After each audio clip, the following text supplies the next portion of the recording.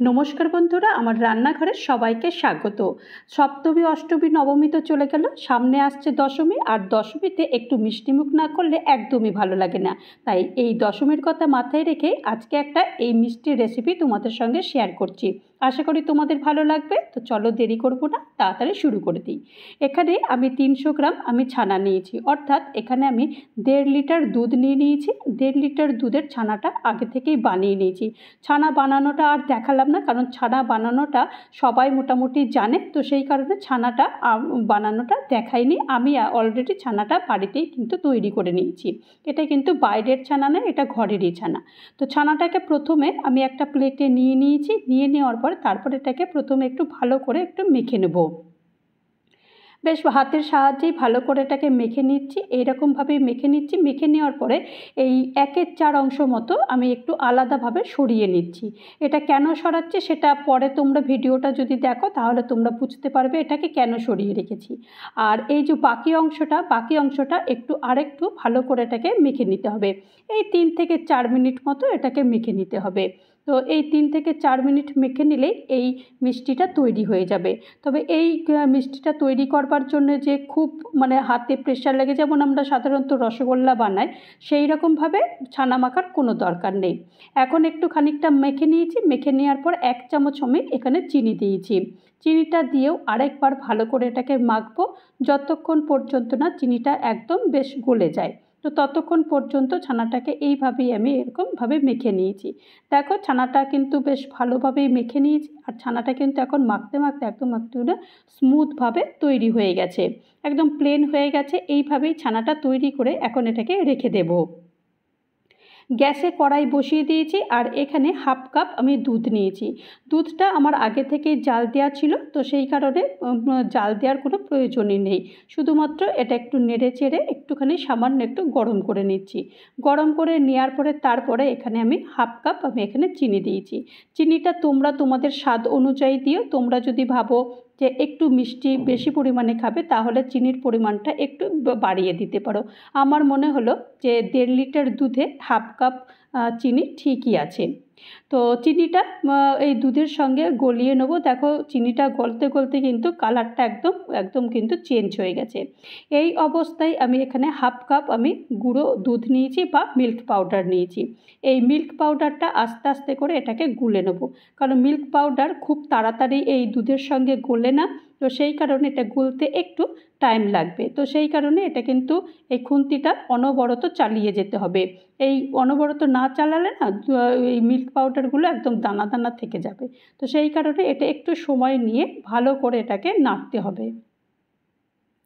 নেড়ে নিয়েছি। আর এখন যে অংশটা তিনের ভাগ অংশটা যেটা আমি আলাদা করে রেখেছিলাম, সেই আলাদা অংশটা আমি এখন এটার সঙ্গে মিশিয়ে দিয়েছি। মিশিয়ে দিয়ে এটাকে ভালো করে একদম মেশাতে হবে, একদম যাতে লিকুইডের মতন হয়ে যায়। দেখো আস্তে আস্তে কিন্তু পুরো একদম মিশে যাচ্ছে। মিশে একদম দেখো একদম কিন্তু একদম তরল পদার্থের মতন হয়ে গেছে কিন্তু। তো এখন এটাকেই ভালো করে জাল দিতে হবে যতক্ষণ পর্যন্ত না একদম শুকনো হয়ে যায়। যেমন আমরা সন্দেশ তৈরি করি ঠিক সেই রকম। সন্দেশ তৈরি করবার সময় প্রথমে দেখবে এরকমই একদম লিকুইড মতো থাকে, পরে কিন্তু আস্তে আস্তে জাল দিতে দিতে এটা শক্ত হয়ে যায়। তো এটাও কিন্তু ঠিক সেই রকমই আস্তে আস্তে করে এটা ঠিক শক্ত হয়ে যাবে। তবে জালটা কিন্তু একদম ফুল ফ্লেমে দিলে হবে না, একদম মিডিয়াম ফ্লেমে দিয়ে এটাকে নাড়তে হবে। তো দেখো আস্তে আস্তে কিন্তু নাড়তে নাড়তে কিন্তু দেখো বেশ একটু ঘনত্ব ঘন হতে শুরু করে দিয়েছে। তো এই রকম অবস্থাতেই যতক্ষণ পর্যন্ত না এটা বেশ একটু ঘন হয় ততক্ষণ পর্যন্ত এটা কিন্তু নাড়তে হবে। আর এইভাবেই কিন্তু এই যে মিষ্টিটা তৈরি করতে চলেছে সেই মিষ্টিটা কিন্তু এটা খুব তাড়াতাড়ি হয়ে যায়, একদমই কিন্তু সময় লাগে না বেশি। সবচাইতে সহজ রেসিপি যদি বলো তাহলে কিন্তু এই রেসিপিটাই। আর এখন যে অংশটা 1/4 অংশটা যেটা আমি আলাদা করে রেখেছিলাম সেই অংশটা এখন আমি অ্যাড করছি। এটা অ্যাড করে দেওয়ার পরে এটাকে ভালো করে আরেকবার এটাকে মেশাতে হবে, যেন এই যে সাদা অংশটা যেন একদমই যেন দেখা না যায়। এই সাদা অংশটা আর যে আগের আমি যেটা সন্দেশের মতো তৈরি করেছি সেইটাকে ভালো করে একদম পুরো সম্পূর্ণভাবে মেশাতে হবে। আর মেশাতে মেশাতে কিন্তু তোমরা লক্ষ্য করে দেখবে এটা কিন্তু অনেকটাই শক্ত হয়ে যাচ্ছে। আর আমি মাঝে মাঝে এরকমভাবে স্প্রেড করে দিচ্ছি যাতে করে আরেকটু ভালো করে মানে মিষ্টিটা একটু শক্ত হয়ে যায়। এরকমভাবে করবে, দেখবে অনেক তাড়াতাড়ি মিষ্টিটা তৈরি হয়ে যাবে। তো দেখো আস্তে আস্তে কিন্তু বেশ শক্ত হয়ে যাচ্ছে, আর আমি যেরকমভাবে দিচ্ছি ঠিক সেরকমভাবেই তোমরা করো, দেখবে খুব তাড়াতাড়ি মিষ্টিটা তৈরি হয়ে যাবে। আর এখানে আমি 2 টেবিল চামচ মতো মিল্ক পাউডার মিশিয়ে দিয়েছি, তাহলে এটা আরেকটু শক্ত হয়ে যাবে। তোমরা এখানে চাইলে তোমরা ময়দা মেশাতে পারো বা কর্নফ্লাওয়ার মেশাতে পারো। আমি এখানে মিল্ক পাউডার মিশিয়েছি। মিল্ক পাউডার মেশালে কিন্তু মিষ্টিটা খেতে আরও বেশি ভালো হয়। আর মিল্ক পাউডারটা দেওয়ার সাথে সাথে কিন্তু দেখো অনেকটা কিন্তু শুকনো হয়ে গেছে, আর বেশ মোটামুটি একদম সন্দেশের আকারে পরিণত হয়েছে। তবে হ্যাঁ, আমি কিন্তু সন্দেশ বানাচ্ছি না, তোমরা ভেবো না যে এটা সন্দেশে পরিণত হয়েছে বলে এটা আমি সন্দেশ বানাচ্ছি, একদমই না। তো দেখো এইভাবেই এটাকে আমি 5 মিনিট মতো রেখে দিচ্ছি যাতে করে একদম এটা শুকনো হয়ে যায়। 5 মিনিট পর দেখো কতটা শুকনো হয়ে গেছে, একদম কিন্তু পুরো শুকনো হয়ে গেছে আর ঝরঝর মতনই বেশ কিন্তু হয়ে গেছে। তো এখন এটাকে এইভাবেই একটু ভালো করে নেড়ে চেড়ে এবার একটা প্লেটে আমি এটাকে নামিয়ে নেব। প্লেটে আমি নামিয়ে নিয়েছি। নামিয়ে নেওয়ার পরে, কারণ এটা ভীষণই গরম, হাত দেওয়া যাচ্ছে না, তাই খুন্তি দিয়ে এটাকে ভালো করে একটু স্প্রেড করে দিচ্ছি যাতে করে এটা মানে খুব তাড়াতাড়ি একটু ঠান্ডা হয়ে যায়। এরপর আমি কিছু উপকরণ মেশাবো। এখানে 1/2 চামচ মতো আমি ঘি দিয়েছি, আর 1/2 চামচ আমি এলাচ গুঁড়ো দিয়েছি, কারণ এই মিষ্টিতে এলাচ গুঁড়োটা দিলে একটু বেশ ভালো খেতে লাগে। তো এখন এটাকে আস্তে আস্তে করে এটাকে পুরো ভালো করে মেখে নেব, কারণ এটা কিন্তু গরম অবস্থাতেই ভালো করে মানে মাখতে হবে, তা না হলে কিন্তু ঘি আর যে এলাচ গুঁড়োটা দিয়েছি সেটা ভালোভাবে এটা সন্দেশের সঙ্গে মিশবে না। তো সেই কারণে এটাকে ভালো করে এটাকে মেশাতে হবে।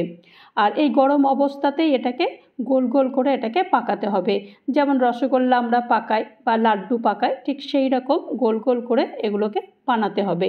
দেখো আমি একটু মিডিয়াম সাইজের বানিয়েছি, তোমরা তোমাদের সাইজ অনুযায়ী বানাবে। খুব ছোট যদি ইচ্ছা হয় ছোট বানাবে, বা খুব বড় যদি বানাতে ইচ্ছা হয় বা বড় বানাবে।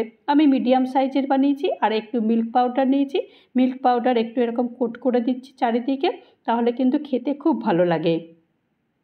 তো এইভাবেই আমি একটা বানিয়ে দিয়েছি, আর আরেকটাও তোমাদের বানিয়ে দেখাচ্ছি। আমি তোমাদের 2টো বানিয়ে দেখাচ্ছি। 2টো বানিয়ে দেখানোর পর সবগুলোই আমি একবারে বানিয়ে নেব। দেখো সবগুলোই আমার বানানো হয়ে গেছে। আর এই কাঁচাগোল্লাগুলো খেতে এত সুন্দর লাগে যে না খেলে কেউ বিশ্বাস করবে না যে এই কাঁচাগোল্লাগুলো কতটা ভালো হয়েছে।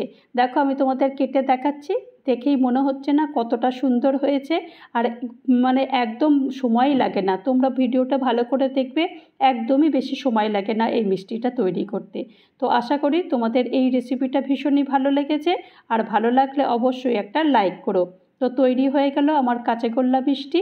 এই কাঁচাগোল্লা মিষ্টির রেসিপি যদি তোমাদের কারোর ভালো লাগে তাহলে অবশ্যই একটা লাইক করো, কমেন্ট করো, পারলে আমার চ্যানেলটা সাবস্ক্রাইব করে আমার পাশে থেকো।